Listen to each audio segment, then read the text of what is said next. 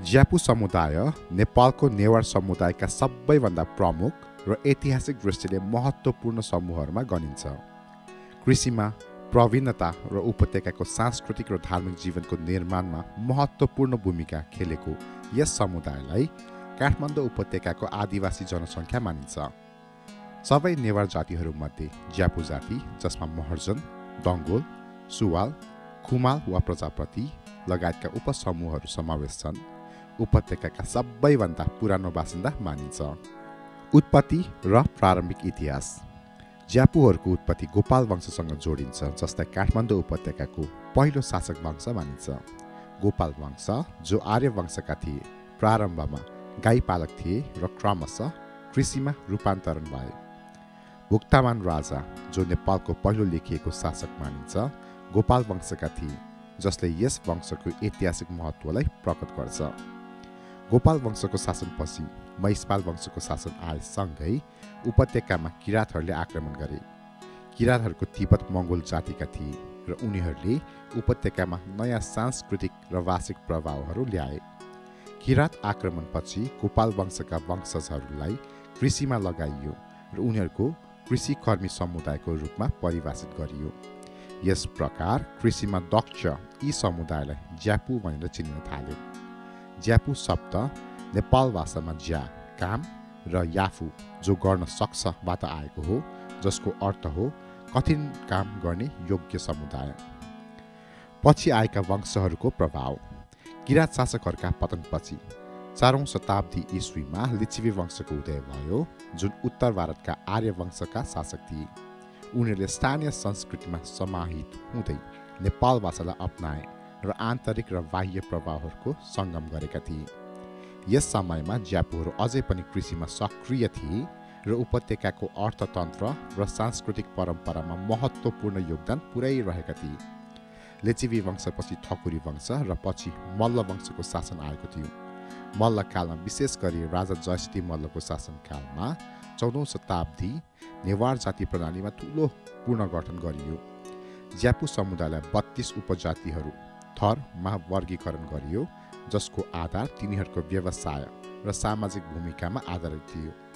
यस विभाजनले ज्यापु समुदायको पहिचानलाई बलियो बनायो भने समाजमा जातीय विभाजनलाई पनि अझ प्रगाढ बनायो।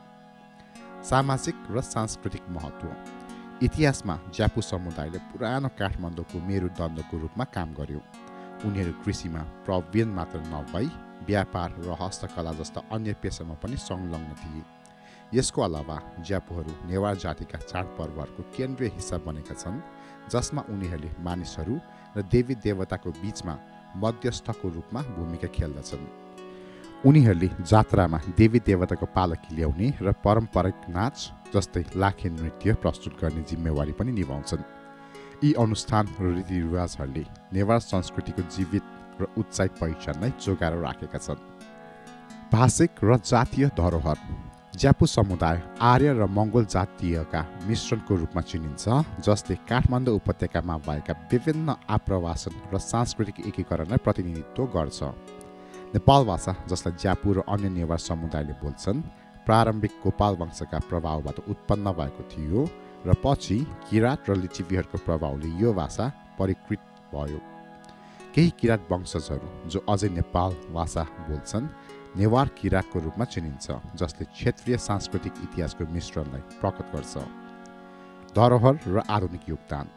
आधुनिकता र सहरीकरणका बावजुद ज्यापु समुदायले आफ्नो परम्परागत रीतिरिवाज, अनुष्ठान र सांस्कृतिक अभ्यासलाई कायम राखेको छ।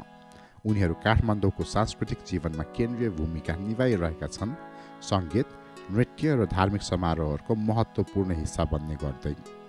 कृषिमा हस्तकला र व्यापारमा उनीहरूको दक्षता नेपालको अर्थतन्त्रमा महत्त्वपूर्ण योगदान पुर्याएको छ र धेरै ज्यापुहरूले अन्य पेसामा जस्तै शिक्षा, व्यापार र प्रशासनमा काम गर्न थालेका छन्।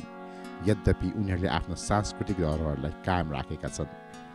ज्यापु समुदायको पहिचान र परम्पराहरूको संरक्षणले उनीहरूको योगदानलाई नेपालको समाजमा एक महत्त्वपूर्ण भाग बनाइरहेको छ। उनीहरू नयाँ जात्राहरू र सांस्कृतिक अनुष्ठानहरूको आयोजनामा अग्रणी भूमिका खेल्दछन् र आफ्नो परम्परागत नृत्य र अनुष्ठानहरूको माध्यमबाट नेवार संस्कृतिको रङ्गीनता र उत्साहलाई जीवित राख्दैछन्। शताब्दीौँदेखि राजनीतिक र सांस्कृतिक उतार चढावका बावजुद ज्यापु समुदायले अद्वितीय अनुकूलता र लचिलोपन देखाएका छन्, जसले उनीहरूको स्थानलाई नेपालका नेवार सभ्यतालाई स्थायी र प्रभावशाली बनाएको छ। धन्यवाद।